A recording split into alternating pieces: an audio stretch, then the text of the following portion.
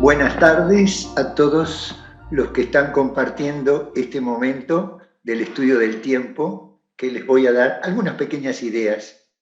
Directamente vamos al asunto. En la cuestión del tiempo, encontramos una primera aproximación cuando partimos de dos aspectos, el tiempo y el movimiento. Eso es lo que va a estar en juego en todo lo que vamos a exponer en esta cuestión, tiempo y movimiento.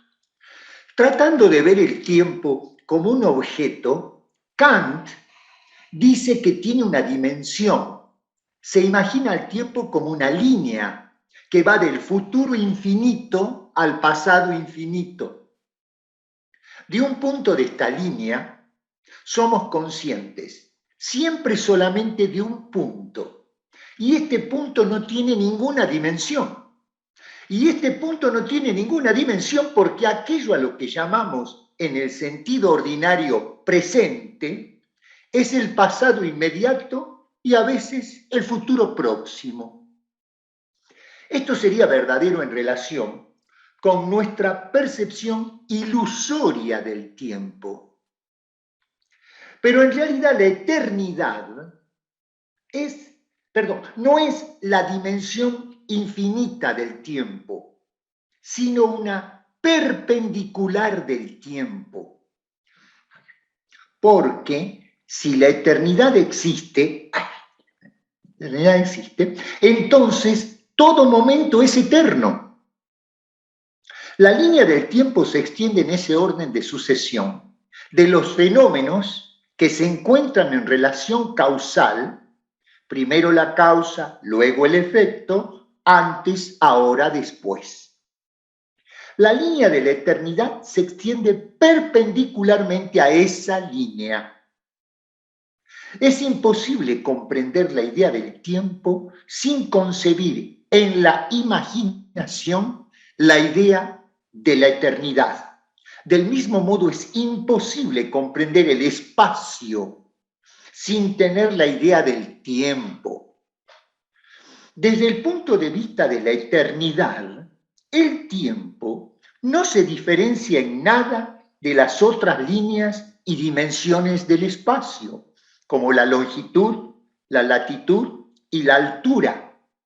Esto quiere decir que desde el mismo modo que en el espacio existen las cosas que no vemos, o de otro modo, no solo lo que vemos, así también existen en el tiempo hechos, sucesos, antes de que nuestra conciencia los toque. Y continúan existiendo después de que nuestra conciencia los ha percibido. En consecuencia, por ejemplo, los muertos siguen existiendo perfectamente en el campo que ya sabemos en teosofía cómo es el asunto, en el campo astral, en otra forma de transcurrir el tiempo. En consecuencia, en este caso, Luis, ¿qué es lo que vemos acá? El tiempo, nuestra receptividad es como si vemos a través de una llanura, ¿no? Bien. Lo que es desde nuestros sentidos, podemos ver algo muy acotado, ¿no? ¿Qué te pasó a vos cuando eras niño?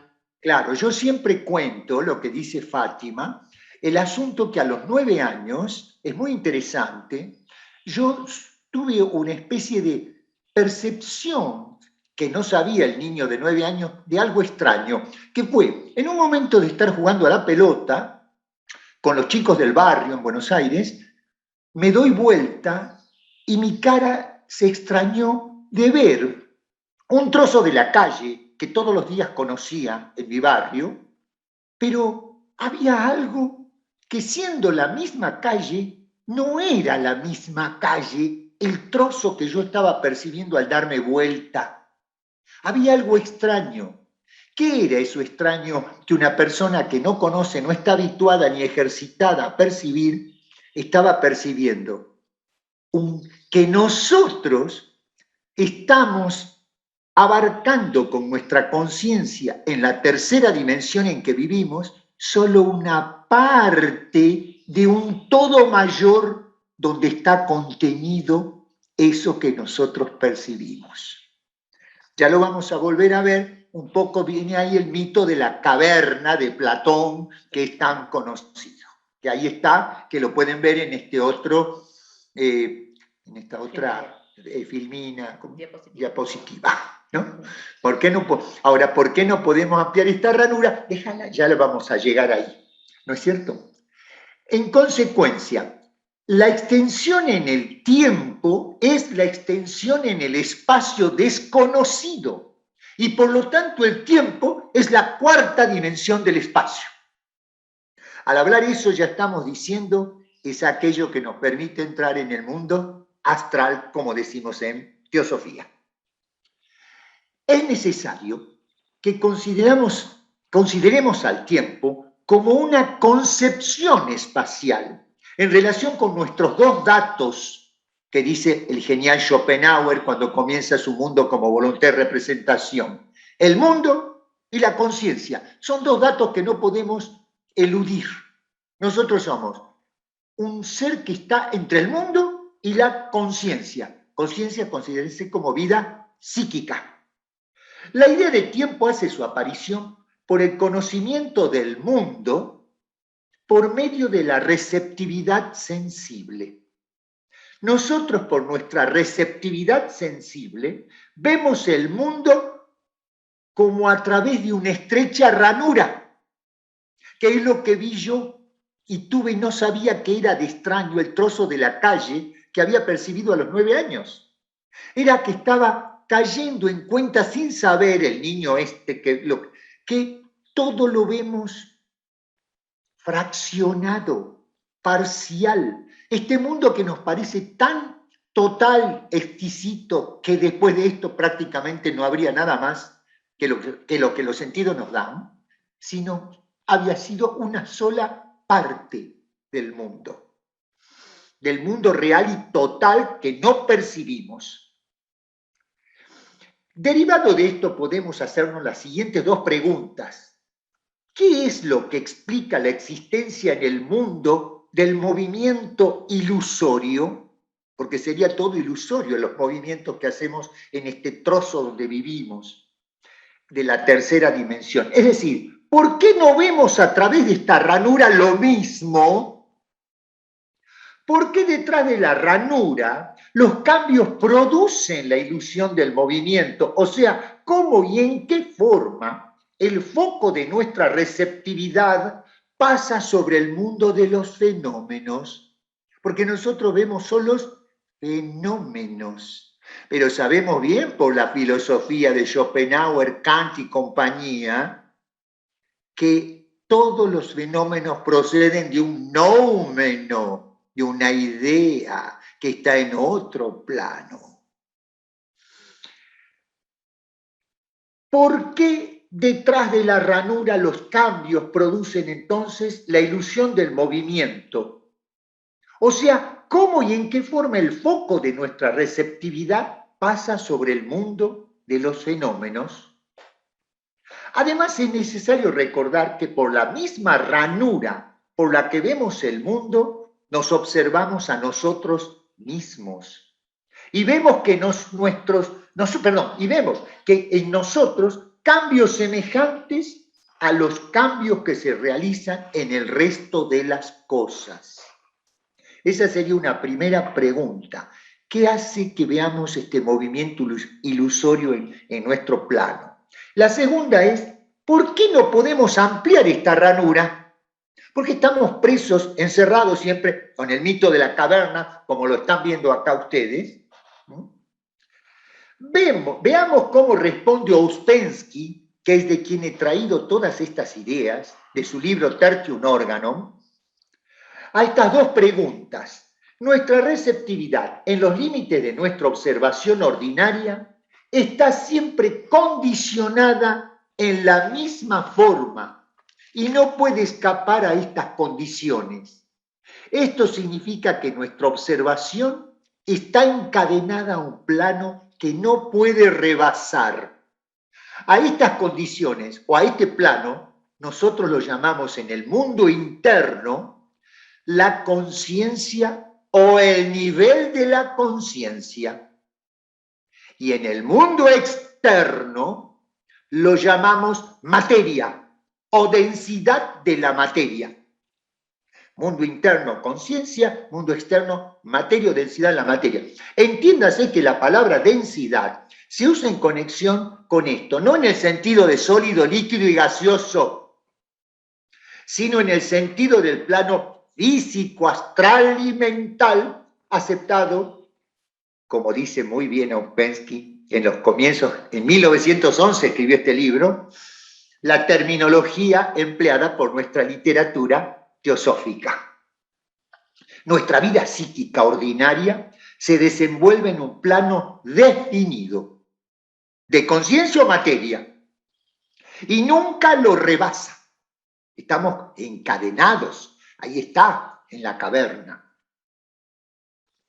Si nuestra receptividad pudiera rebasar este plano, indudablemente percibiría simultáneamente debajo de ella un número mucho mayor de sucesos de los que generalmente ve mientras permanece en un plano. Ahí viene la explicación en todas las épocas y en la actualidad, sobre todo en el siglo XX actual, de lo que vieron esos hombres extraños de otros mundos y otras cosas que nosotros no vemos. Entraron a ese mundo, como fue el caso de Jacobo Boehme, el gran místico del siglo XVII. Y en este caso vemos también a María Teresa Ávila, que a través de su santidad lo puede ser y elevar el nivel de conciencia y poder ver más allá de la llanura, ¿no?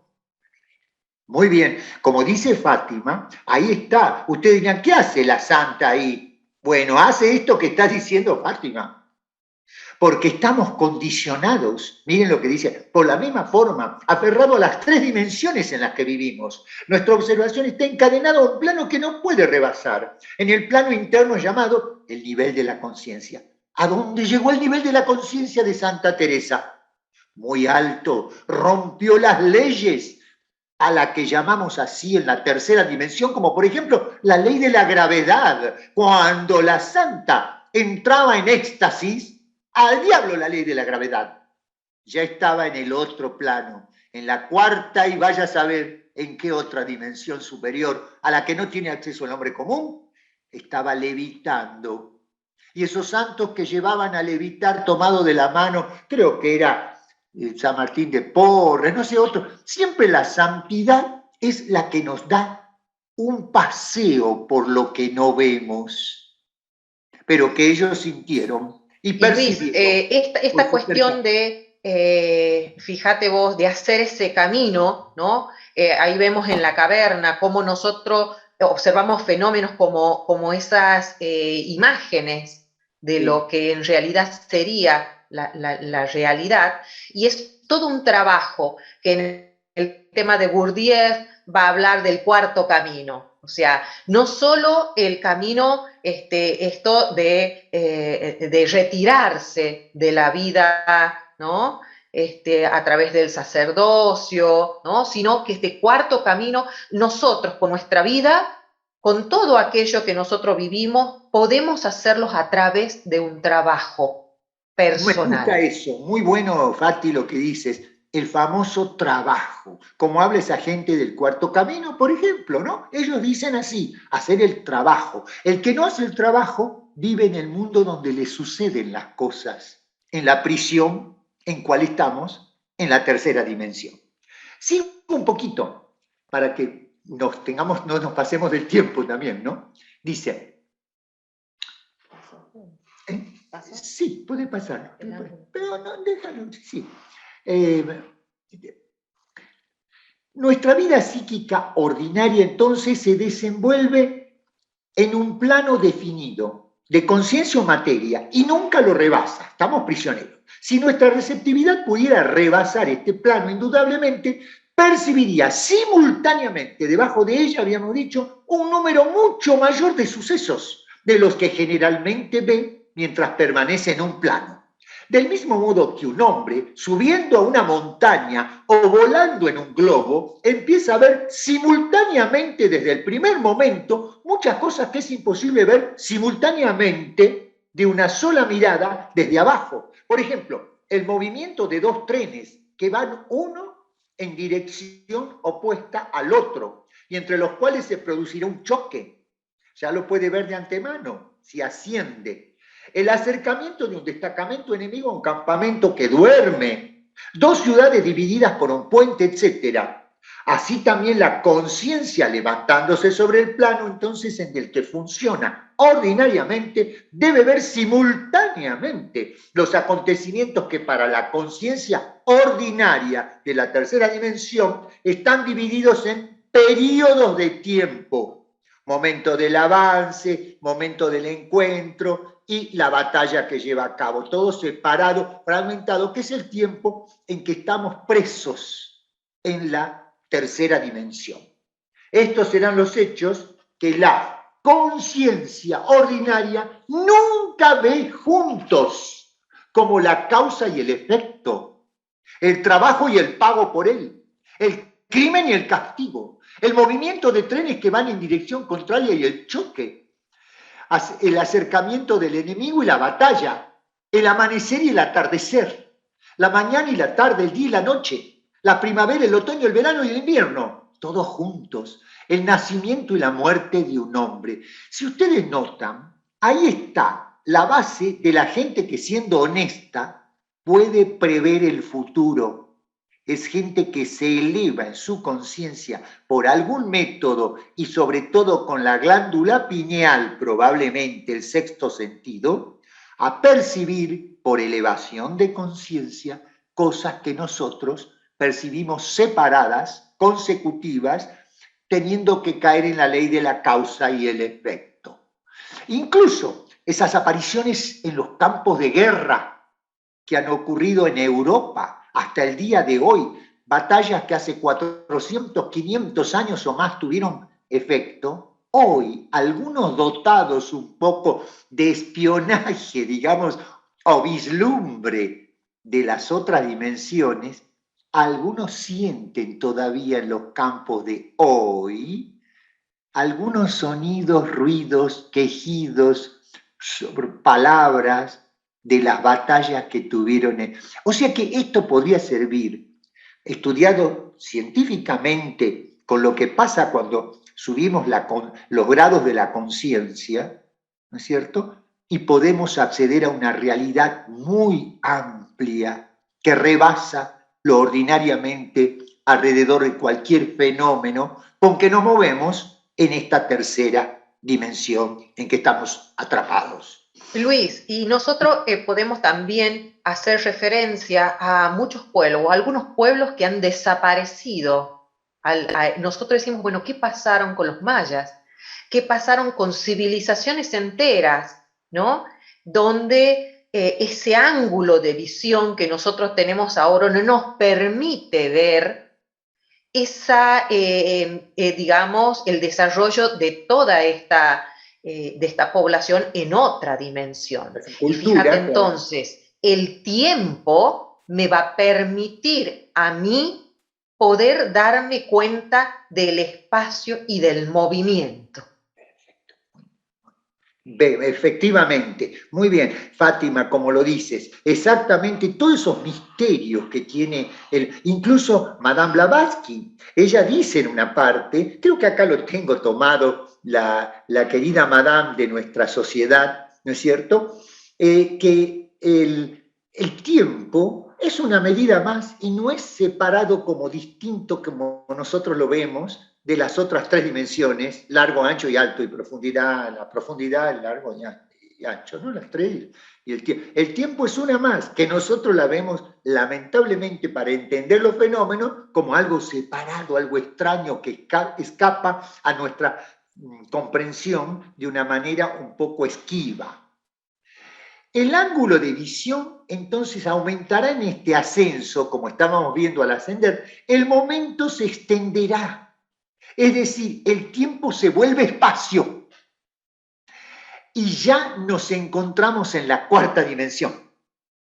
El tiempo se vuelve espacio. O sea, todo tiempo esconde el espacio secreto que él porta, que él lleva.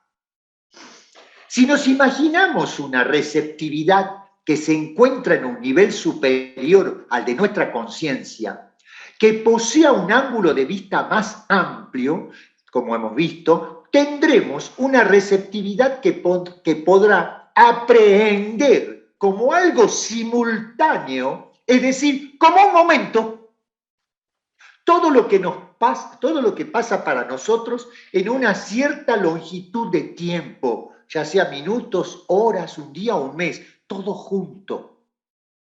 Dentro de los límites de este momento, esta receptividad no estará en posición de diferenciar entre antes, ahora, después. Todo esto será para ella ahora. El ahora se extenderá. El ahora se extenderá. Y eso hace que justifique, y debieran estudiar todos los que hacen parapsicología, como fundamentos de la parapsicología, como hablan así en la actualidad, ya hace más de un siglo casi que se habla de esto, ¿no?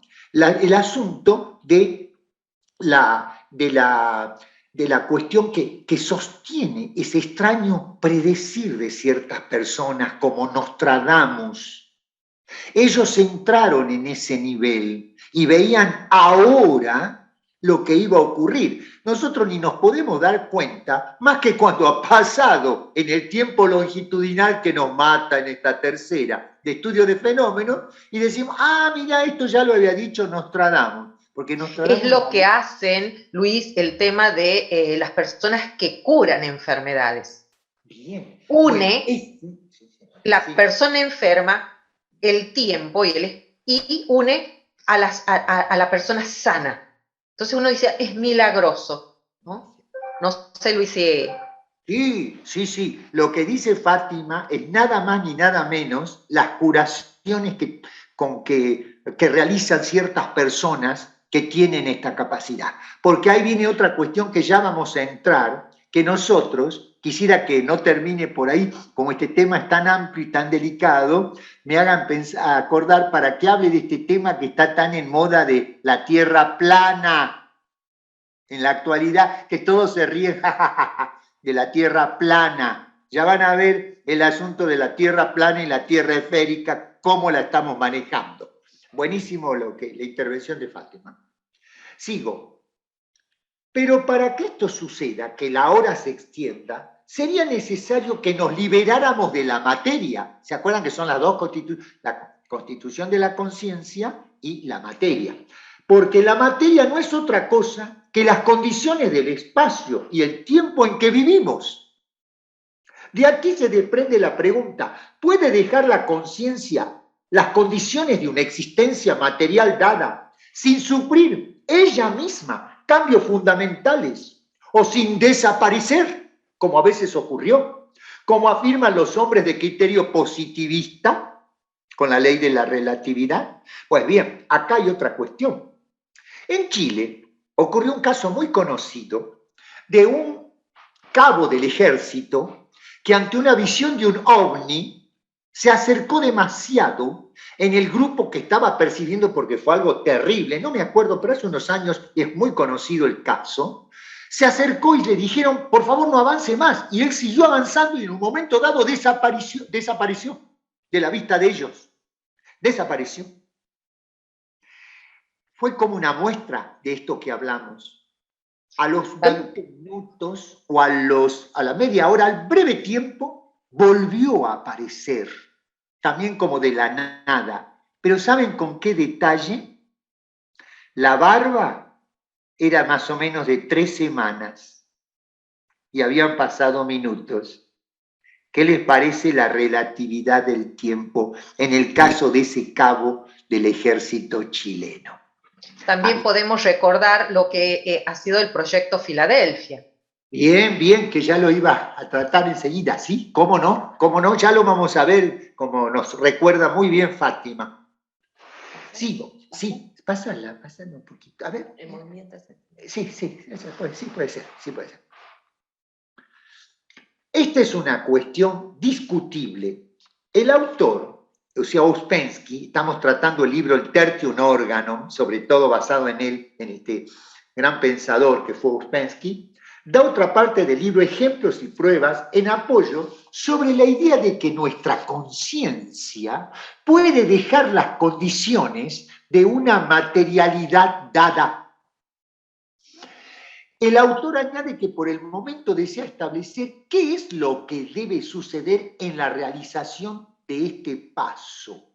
Y aquí viene lo de Fátima, con el fenómeno Filadelfia que hizo el gran científico, el señor de la electricidad que fue Nicolás Tesla en 1942, ese fenómeno que desaparece de un lado una nave llamada Filadelfia y aparece en otro puerto, que fue algo espantoso lo que ocurrió, después nunca más se hizo esa cuestión, ¿no? Porque cuando uno desaparece de un lado, sobreviene la extensión o aumento del momento. O sea, todo lo que percibimos en el tiempo se convertiría o sucedería en un solo momento, en el que el pasado, el presente y el futuro se verían inmediatamente. Esto demostraría la relatividad del movimiento. El movimiento es relativo, que incluye solo una parte muy pequeña de los momentos de la vida percibidos por nosotros. Nosotros vivimos una vida restringida y por eso lamentamos tanto la muerte de nuestros seres queridos, porque quedamos nosotros presos en la tercera. Pero los santos que lo saben, por ejemplo, el Padre Pío, otro ser de conciencia extendida, siempre la santidad, los santos tienen mucho que decirnos, ¿no? El Padre Pío, cuando le dice al Padre que está por morir los pecados que no se estaba olvidando de decirle, pero él los veía porque estaba dentro del momento de vida de su padre que estaba por fallecer, por morir, ¿no? Y lo recordaba. Por eso ellos saben cuándo van a morir. Y generalmente, creo que él dijo algo así, el Padre Pío, mañana ya no voy a estar a tal hora. Alguien le dijo algo y él dijo así, porque ya sabía hasta el momento en que iba a morir. Porque ella veía todos los momentos en un solo momento, ¿no? Sí, Luis, acá podemos recordar también cómo Gurdjieff va a trabajar el tema del tiempo y va a decir, el tiempo en sí mismo no existe. Lo único que existe es la totalidad de hechos resultantes de todos los fenómenos cósmicos presentes en un lugar determinado. Perfecto. Y va a depender del nivel de conciencia, de la suma de nuestras experiencias. Eso que dice Fátima, excelentemente expresado, es quien conoció Ouspensky, el autor del libro que estoy analizando, y que fue su mentor, su verdadero, digamos así, sostén para guiarlo en la dirección que tomaron sus pensamientos, ¿no? Muy bien, lo que me ayuda muy bien Fátima. Dice acá, dice, tenemos todo el derecho de decir no que el tiempo se deduce del movimiento, sino que el movimiento es sentido gracias al sentido temporal. Nosotros tendríamos un sentido temporal que no manejamos y está muy desequilibradamente desarrollado, el sentido temporal. Nosotros tenemos ese sentido y por ello sentimos el movimiento. El sentido del tiempo es la sensación del cambio de los momentos. Si no tuviéramos este sentido del tiempo, no podríamos sentir el movimiento. El sentido temporal es en sí, en sustancia, el límite o la superficie de nuestro sentido espacial común que tenemos a diario. Se puede decir que el tiempo es idéntico en sus propiedades al espacio, o sea, que tiene todos los signos de una extensión del espacio, el tiempo. Sin embargo, no lo sentimos como extensión espacial, sino como tiempo, o sea, como algo específico, inexpresable, en otras palabras, ininterrumpidamente ligado al movimiento esto, esta incapacidad de sentir al tiempo espacialmente, tiene su origen en el hecho de que el sentido temporal es un sentido espacial confuso. Por medio de nuestro sentido temporal, sentimos oscuramente las nuevas características del espacio que rebasan los límites de la esfera de 3 dimensiones. Pero, ¿qué es el sentido temporal? ¿Y por qué produce la ilusión del movimiento? Para responder esta pregunta satisfactoriamente es necesario estudiar las formas y niveles de la vida psíquica. Y siempre tenemos que caer en los santos. Los santos nos dan los excelentes ejemplos de gente que amplió esto. Y les digo una cosa, la vida de Jesús tiene muchos, si no todos los momentos de la eternidad expresada en sus palabras, en los hechos de tipo parábola, en donde actúa esto. Cuando Él se transfigura, Jesús, a los 2 apóstoles, que los lleva, creo que al monte Tabor, si no me equivoco, bueno, a un monte los lleva, ¿no? Los lleva y se transforma. Él se transforma y les muestra el cuerpo total, real del ser, quitada las 3 variantes o las 3, digamos, dimensiones en que nos movemos. Y era el cuerpo luminoso, de ahí viene el mundo astral. Y aparecen al lado de él 2 muertos, entre comillas, anteriores.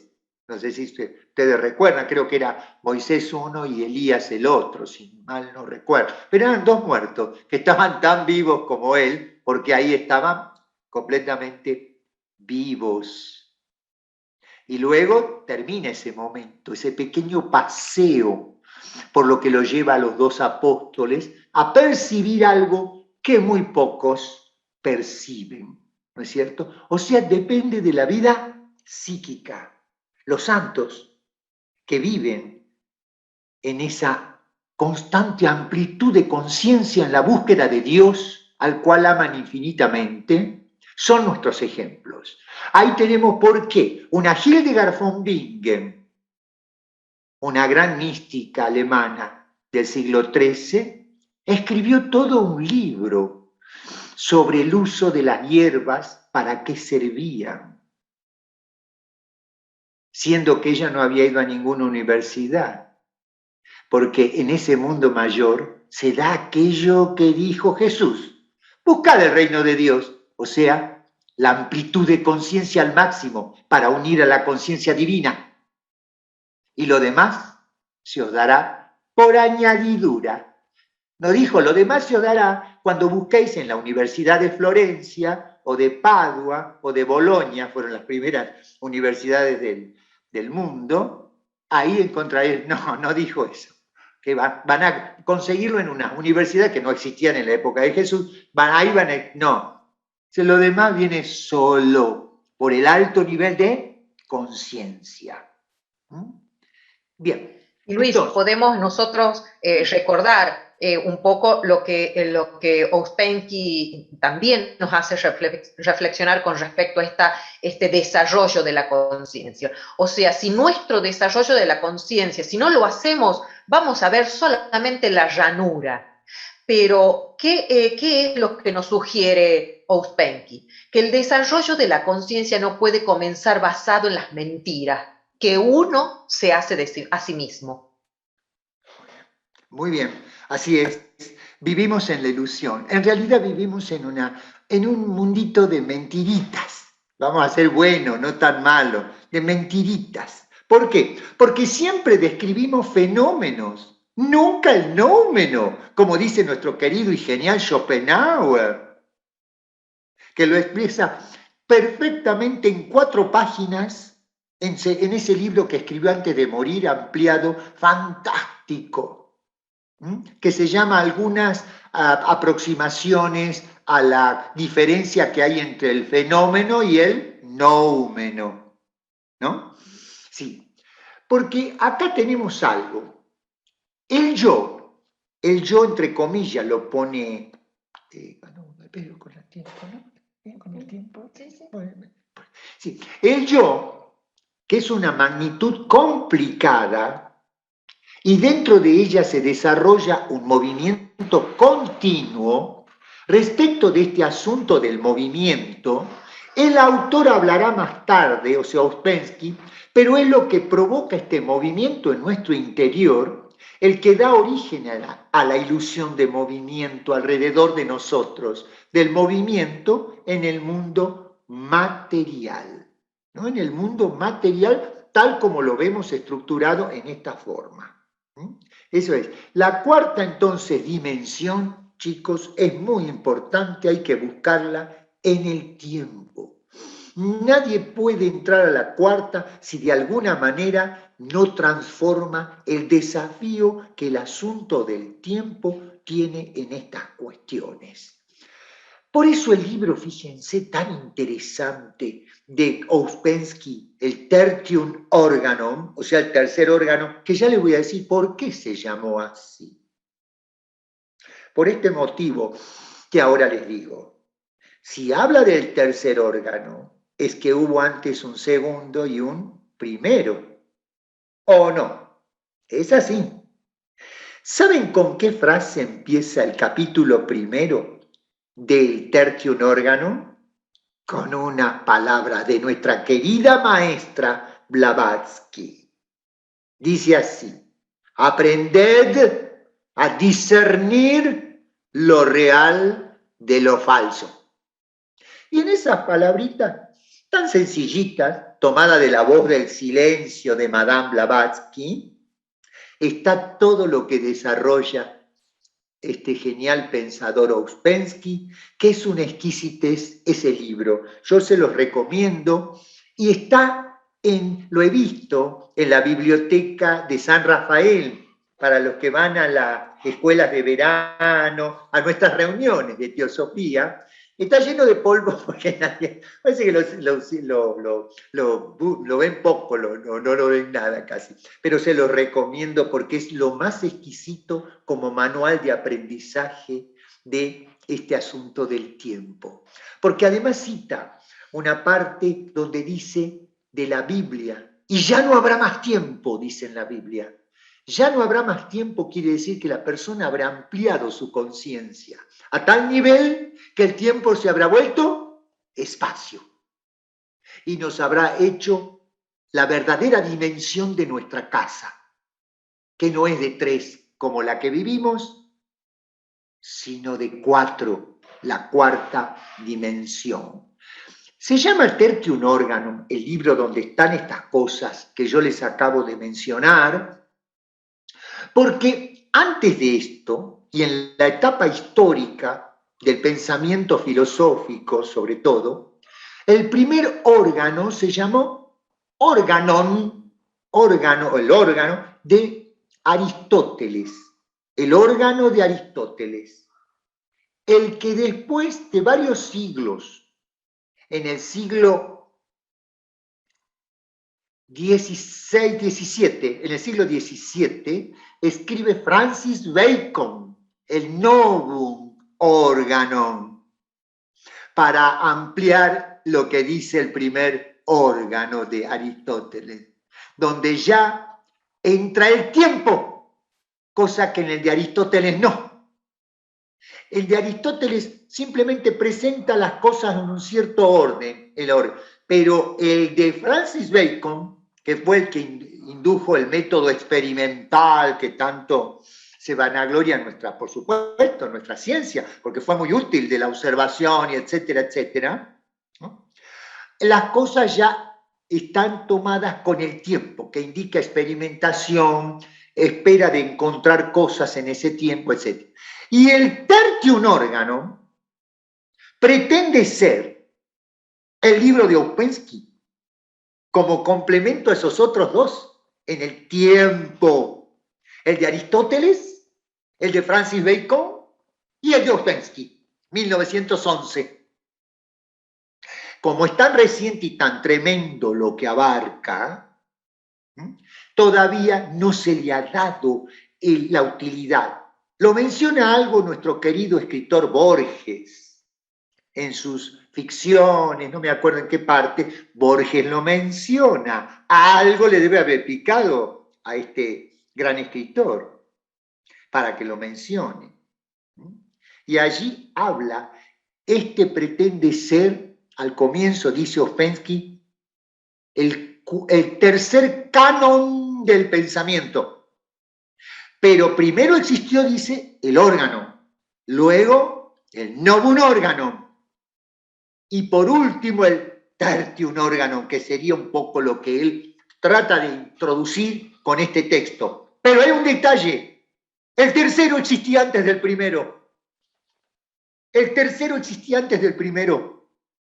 ¿Por qué? Porque está detrás de todos los tiempos en la eternidad del que deriva el primero y el segundo.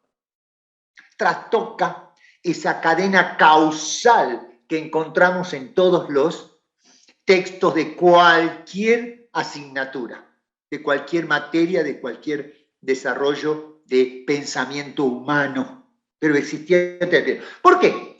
Porque en el tercero él lanza algunos principios de la lógica. Hay una lógica aristotélica y hay una lógica basada en principios de Bacon. Pero esta lógica de la cuarta dimensión, del tercer órgano, no existe, pero nos da algunas cosas en la de distintas. En la del novum organum, si una cosa es A, no puede ser B. En el tertium organum, una cosa, miren qué terrible, nos deja descolocar, puede ser ella misma y otra distinta al mismo tiempo. Como por ejemplo, vuelvo al de Jesús, al mismo tiempo de sus apóstoles, él era otra cosa por la amplitud de conciencia y los invitó por un momento a que participen de ella en su percepción de un cuerpo que está en la otra dimensión, pero que la abarca a esta y a todas las otras. Porque las dimensiones están imbricadas y son parte de las 7 moradas que escribe Santa Teresa. En la estructura de Dios que crea el mundo, que exuda el mundo, que lo emana, porque en realidad emana, decir creador es un poco blasfemo, ¿no? La creación, porque diría que el Dios está en un lado y la creación está en otro, y no de sí mismo. En cambio, la India tiene mejor expresado en el brahmanismo, cuando dice el señor Brahma, yo de mí mismo creo los mundos, pero yo sigo existiendo, como diciendo, no hay merma ni cambio, sale de mí. La creación sigue estando dentro de mí, yo sigo siendo ella. Y me manifiesto de esa manera. Así hizo Jesús cuando les mostró el cuerpo astral y los luminosos a los 2 apóstoles. Bueno, tendríamos que hablar tantas cosas de esto, que yo creo que con esto estamos en el tiempo. Y bueno, de lo que hemos dicho, algunas cositas que puedan haber para no... Bueno, eso sería todo. Una partecita. Bueno. Bien, creo yo que esta es una presentación que nos lleva a pensar y a pensarnos a nosotros mismos, ¿no? En esta cuestión de nivel de conciencia y cómo miramos esto y cómo el tiempo, estos pensadores nos dice que no existe, ¿no?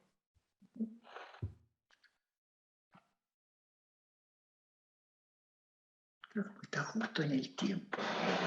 Bueno, después de este momento se abre el espacio para que puedan hacer algunas preguntas. Siempre estamos en la indicación abajo que hay una manito que ustedes pueden, si tienen alguna preguntita, yo puedo coordinar este momento para que Luis pueda responder y Fátima.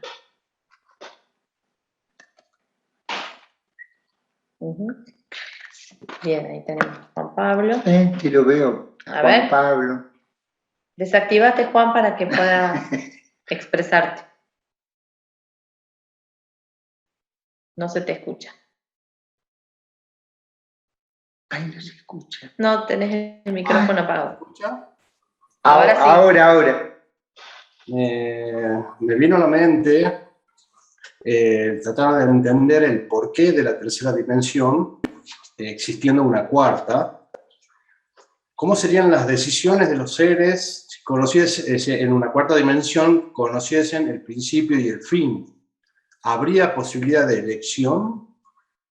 ¿Será un laboratorio de ellos la tercera dimensión para someter a los seres a un desconocimiento del fin y ver qué deciden en el proceso, en el flujo de la vida?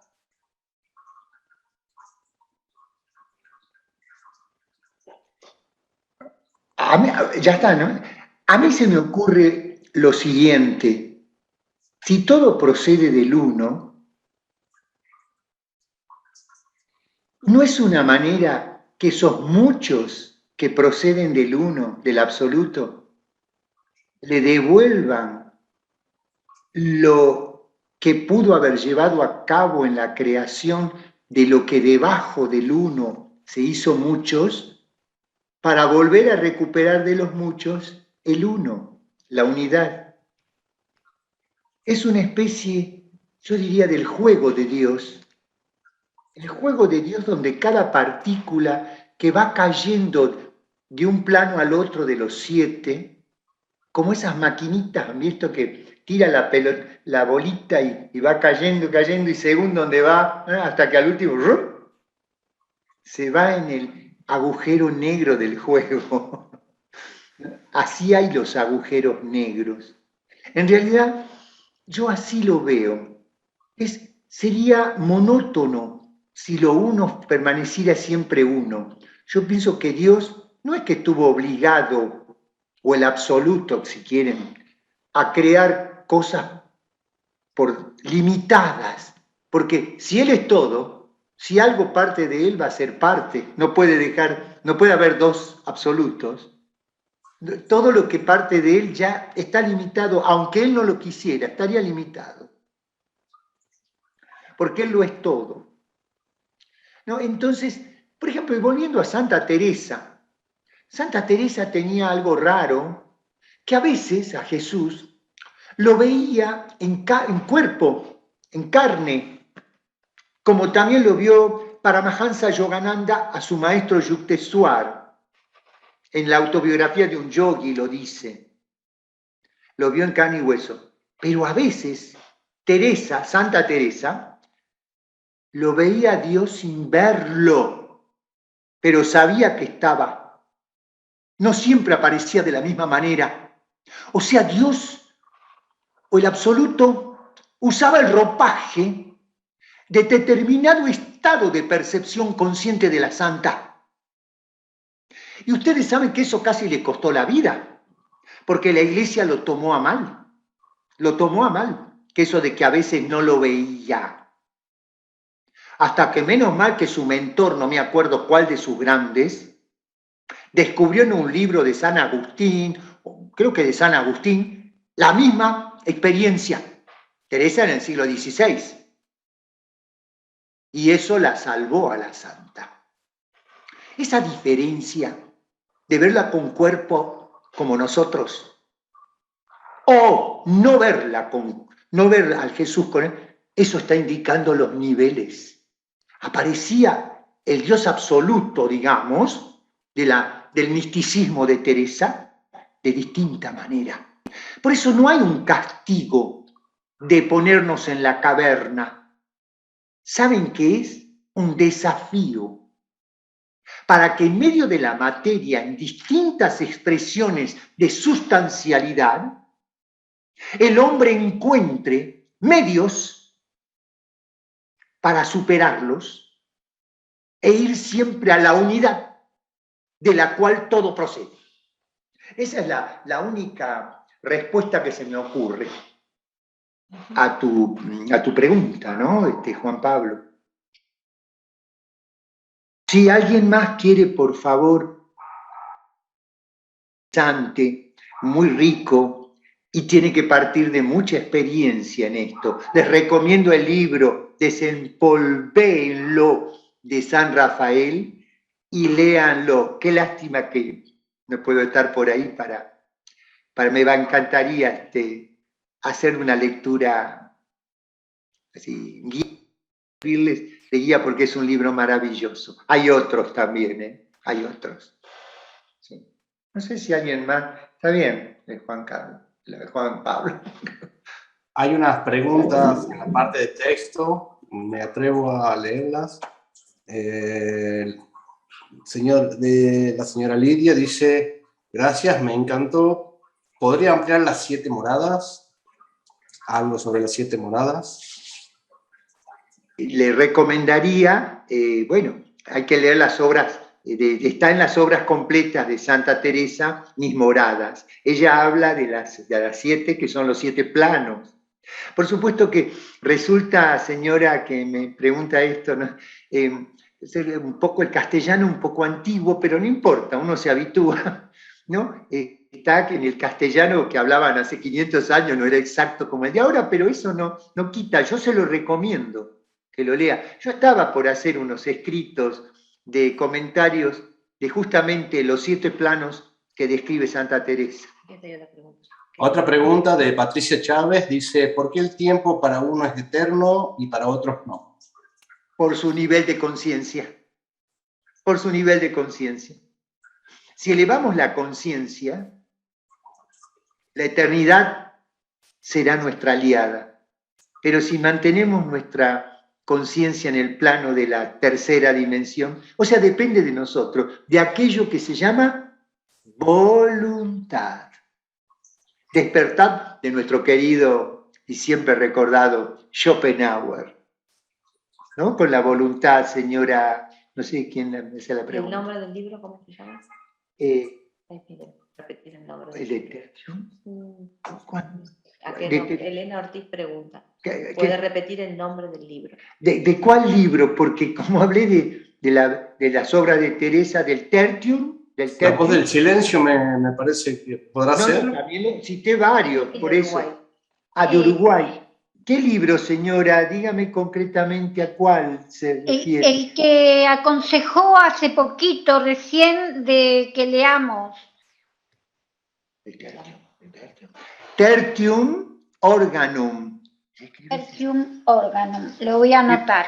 De Pedro Ouspensky, el autor. Sí, Pedro Ouspensky. Sí, el nombre lo conozco. ¿Lo conoce Ouspensky? Ouspensky. El Tertium Órgano.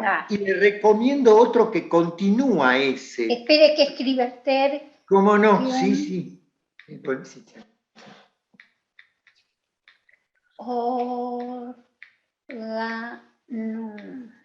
¿Y cuál es el otro que recomienda? No. La voz del silencio.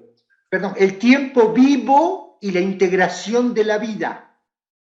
El tiempo vivo y la integración de la vida.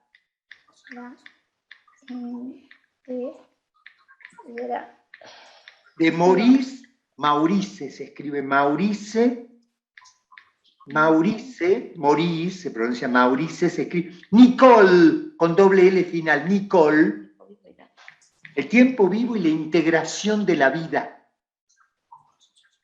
Es un libro excelente. Ahí está. ¿Sabe qué digo, señora, que me pide eso? Sí. En una escuela de estudio del tiempo, yo lo pondría primero al Tertium. Y el que siga es la integración, el tiempo vivo y la integración de la vida, de Maurice Nicole. Está. Lo anoté ya. Con esos dos, encuentre algún grupo, o no sé, ¿usted es de la sociedad? Sí. Teosófica. Sí. Bueno, alguien en el grupo puede haber que se interese y hay un orden. Yo acá tengo un grupo que tengo un orden en ese nivel. Ajá, bien, bárbaro, yo le agradezco muchísimo. Un simple comentario. cuando referida al tiempo y al espacio de lo que vos estabas hablando, Luis. Sí. Cuando me tocaba, bueno, soy docente jubilada del área especial. Cuando me tocaba trabajar con niños de 4 o 5 años con problemas así de su desarrollo cognitivo, entonces me resultaba, porque siempre pedagógicamente se recomienda que se trabaje con los niños la orientación espacial y después la orientación temporal. Pero me daba tan excelente resultado cuando yo lo trabajaba junto, la orientación temporoespacial, y me daba mejores resultados, y me acordaba de todo eso. Yo un poco era rebelde porque hacía lo que a mí me resultaba, no lo que decían los libros, ni siquiera lo que me recomendaban. Entonces, es algo tan innato que ahora puedo entenderlo mejor, que está todo guardado y que si uno explora, estimula y es consciente de todo esto, es increíble cómo se dan los excelentes resultados. Y aquí estamos con otro niño que maneja muy bien el tiempo y el espacio.